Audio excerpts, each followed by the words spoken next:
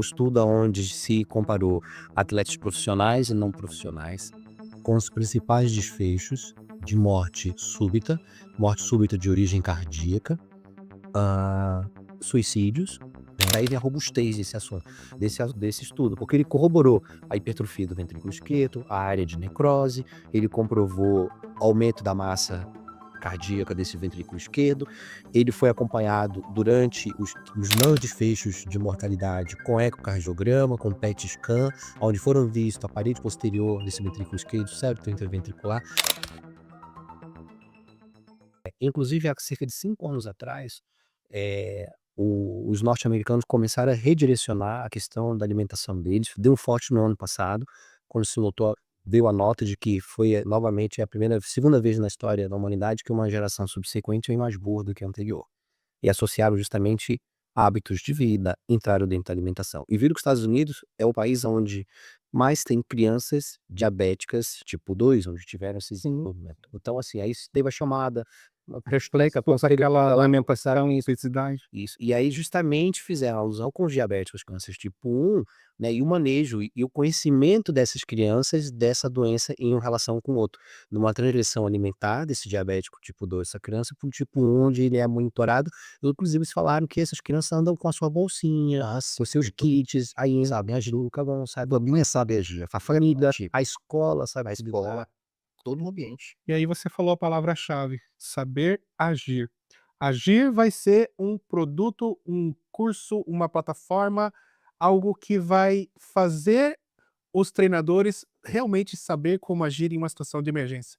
Como desde o básico, que é aquelas pequenas intervenções, os primeiros socorros, que para muitos profissionais foi só assim, ó, pincelado na faculdade. Hoje em dia, se cair alguém passando mal na academia, poucos sabem o que fazer.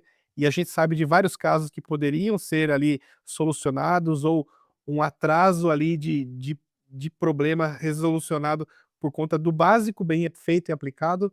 E é isso que a Dr. Coach tem para oferecer, não só o ápice da tecnologia, mas informar também sobre o básico dos primeiros cuidados, esses primeiros socorros que são essenciais para, de repente, ele salvar uma vida numa academia, né, Wilde? É uma ação pública Dr. Coach, na verdade. E tem um estudo que foi agora lançado Por ingresso, até abrir isso aqui para você, eu quero que você comente. que foi lançado para o universo, um estudo clínico de grande peso. Não é um estudo de grande validação, porque ele ainda é um estudo observacional, mas é um estudo de um N muito importante, acho que de 8 anos de acompanhamento, o Alexandre pode falar a respeito desse estudo, e que veio como conclusão chamar atenção para processos de educação e segurança nesse universo. Alexandre, fala mais desse estudo para gente. Vocês estão em casa, acaba de colocar para vocês, no momento tem um slide com selecionamos 5 artigos importantes, na ordem de maior importância a menor, nos últimos 2 anos. E justamente esse último, onde a gente fala sobre a mortalidade, é um estudo onde foi feito um acompanhamento de atletas profissionais e não profissionais, que estavam, associados à IFBB, né.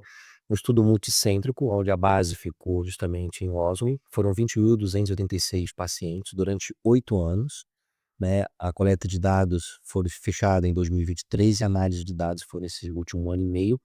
E no ESC, no Congresso Europeu de Cardiologia, foi lançado justamente, hã, esse estudo, né, cerca de um mês e meio atrás, né, veio a publicação aberta, ele foi lançado no congresso, e aí fizeram alusão, saiu no 24, no final do ano passado, e agora saiu a publicação dele oficializado, né, nas revistas.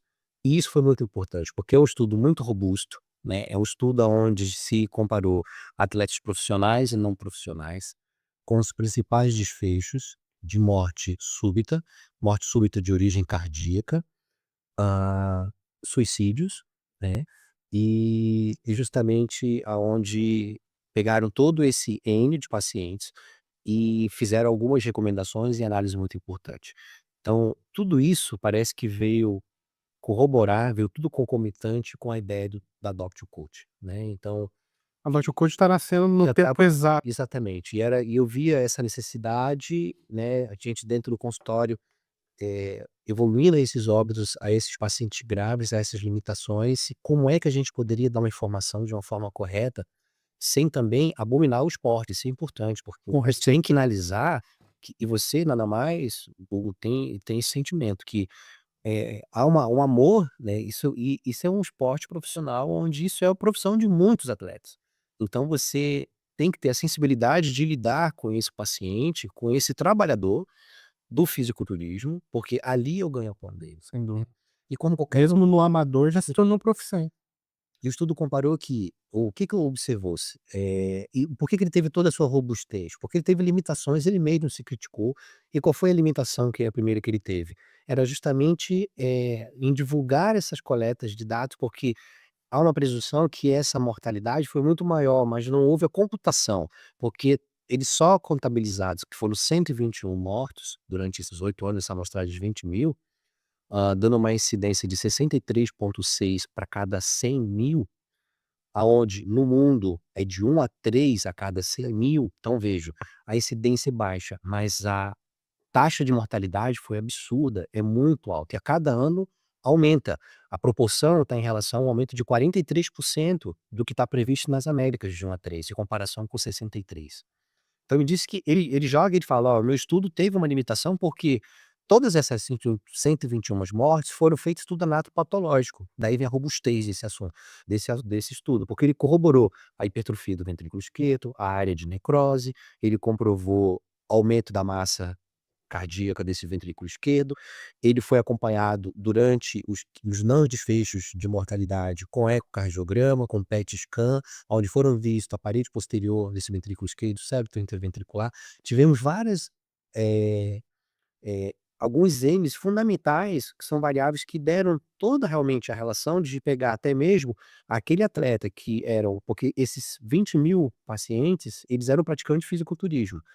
E dentre eles, cerca amadores e profissionais. Observou que a mortalidade foi maior nos amadores e estava relacionado Maior no profissional. no profissional, perdão, 5 para 1. 5 para 1, É.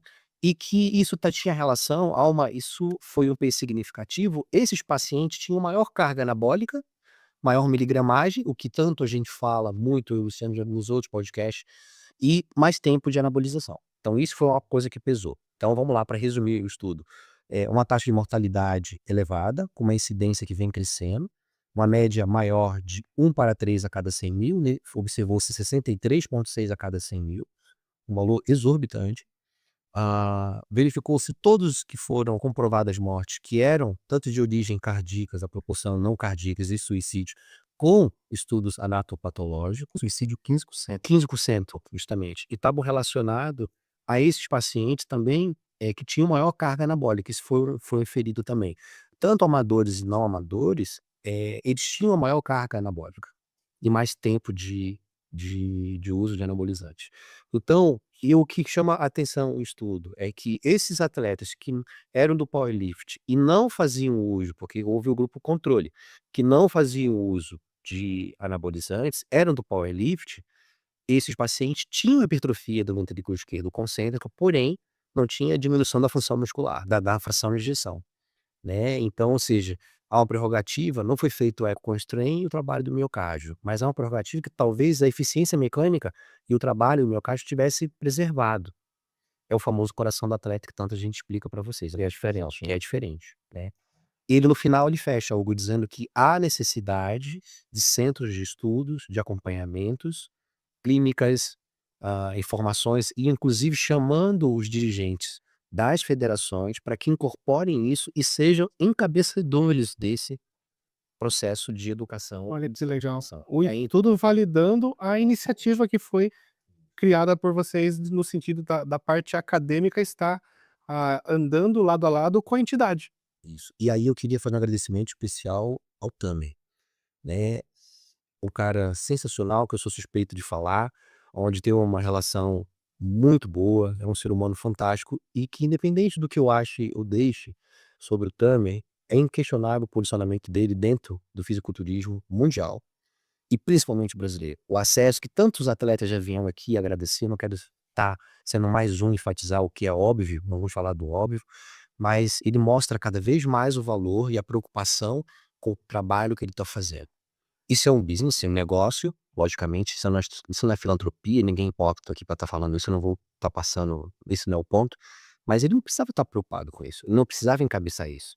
E na apresentação que ele fez justamente sobre nós, da Dr. Coach fundadores, com ele junto, fazendo parte desse processo, ele mesmo foi o primeiro a assumir a morte dentro de um campeonato Sim. da Musical Courts. Então, assim, ele tá batendo no peito, tá chamando a responsabilidade para ele, que talvez outro dirigente de uma federação não tivesse esse compromisso. Então, também, a família Dr. Coach, você é Dr. Coach, e agradecemos a você por acreditar no nosso trabalho e por estar assinando e fazendo parte dessa nossa sociedade. A gente Ele sempre está grato. acreditando no projeto e tornando ele ainda mais forte, e isso tudo está contribuindo para que o sonho dele se torne realidade, porque ele deixou bem claro que um dos motivos para ele vir para o Brasil e fazer os campeonatos acontecerem aqui também, porque ele já era um dos maiores promotores de campeonatos no mundo, lá nos Estados Unidos, ele veio para o Brasil para também tornar o Brasil uma das maiores potências do fisiculturismo, que já está acontecendo, Sim. mas o sonho principal é tornar o Brasil uma maior potência.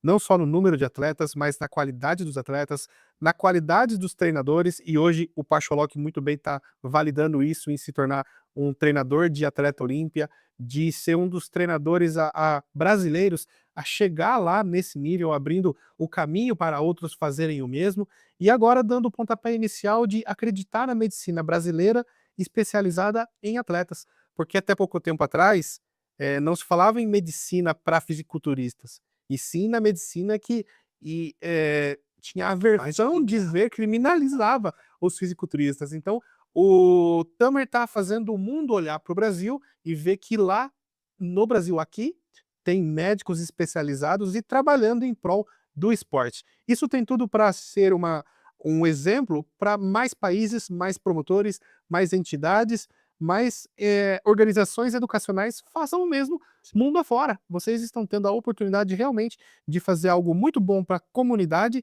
e para realmente servir de exemplo, né? Que isso não se limite só na Dr. Coach, mas que nasça irmãos e irmãs desse tipo de empresa pelo mundo para atender cada vez mais gente. Na verdade, a gente vai levar para o mundo isso. Que legal, cara. Sonhar pequeno é o mesmo trabalho que sonhar grande, não do Todd.